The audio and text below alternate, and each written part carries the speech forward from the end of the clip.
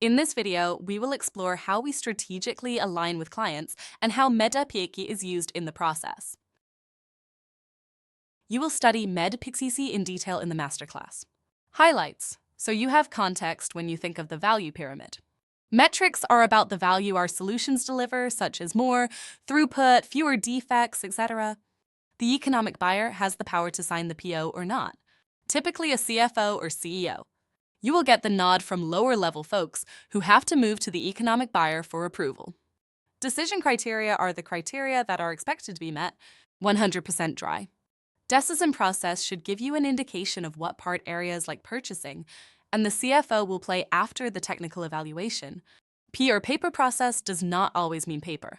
For example, you may have to get a government official to sign off. I is pain. We will explore 3 ways we look at this as you move from the bottom of the pyramid to the top. Champion is someone helping you sell and has the influence to get things done. Of course, we will manage competitors. This is the value pyramid. We'll review the various sections. Begin with the end in mind. This is where you will end up with a summary of the pyramid and the MedPixie components that go with it. We will look at why we use the value pyramid. Then we will explore the components and gain an understanding of the process at each level. Goals are your top-level business objectives. You can find these in various locations. The value of your solution, metrics, must align with the goals if we are going to have strategic alignment. If you don't, you can get the technical folks to sign off and submit the PO for approval. This is what we call a design win.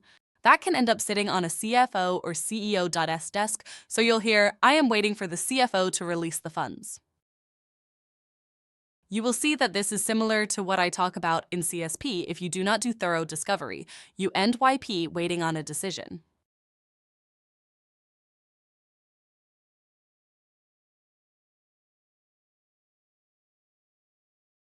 So let's consider the components of the value pyramid with an example we all know, the iPhone.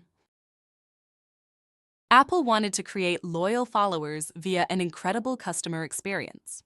To do that, their strategy was to reinvent the smartphone. Initiatives to make this happen included developing the iOS system and an ecosystem of apps. Some obvious obstacles: they were starting from scratch. Technology was untested. That led to needs development where they needed the software and hardware capacities. You will always start with goals, understanding. There may be multiple initiatives to accomplish a strategy. Note, Tesla had to develop batteries and they need autonomous driving. You will always have headwinds to overcome, and once in a while, you benefit from tailwinds. Today's economy with high interest rates affects capital spending. That's a headwind. Wars in Ukraine and Israel have helped our business with ammunition companies. War is a tailwind for us. You will hear me say implications a lot. If we cannot connect an issue to a quantifiable impact, we will not be able to articulate implication of pain. Place to look for wins? Let's dive into strategies in MRE detail.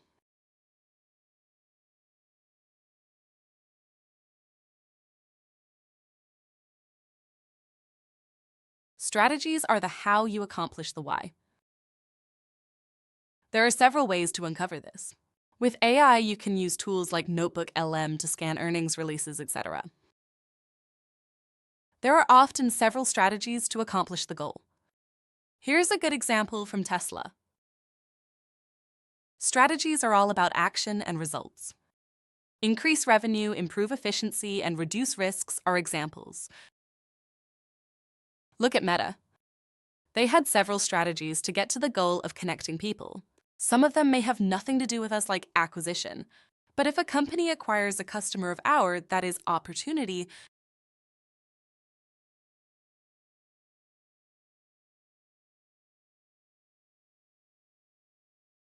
Note, this is not a one-size-fits-all. Every customer is a bit different. Obstacles are barriers to opportunities. They may wonder if increased demand is a trend or it is a one-time thing. They may not have the budget. The market may influence, such as a government shutdown, impact on approval steps for government projects. Here is an example of the flow from goals to obstacles for some well-known companies. The obstacles can change over time as more research is done. For example, Tesla thought the big issue was the shortage of skill, but it changed to what you see on the next slide. It became more about dealing with laws that existed for dealers and the supply chain. Obstacles are pain. There are 3 levels. First, you identify it. Once you have identified pain, you need to indicate it, share it with the client, and hopefully you can agree on the implications of the pain and how your solution helps overcome it, which will result in implied value.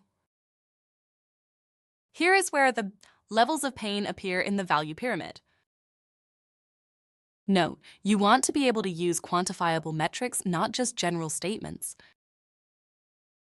Needs are meant to overcome obstacles. This is typically where decision criteria gets handled. You can have needs that are rather agnostic if you do not add the filter of decision criteria. See the next slide. You see more definition here, which will lend itself to quantifying decision criteria. In summary, obstacles to initiative completion are pain. Needs overcome the pain, but you need good decision criteria. Make sure you are getting agreement on the implications with the client. This is where you use your past projects to position what we should be able to do. At Customer X, we were able to double throughput by using a 30-inch rotating drum. You use these to sell. They are third-party references.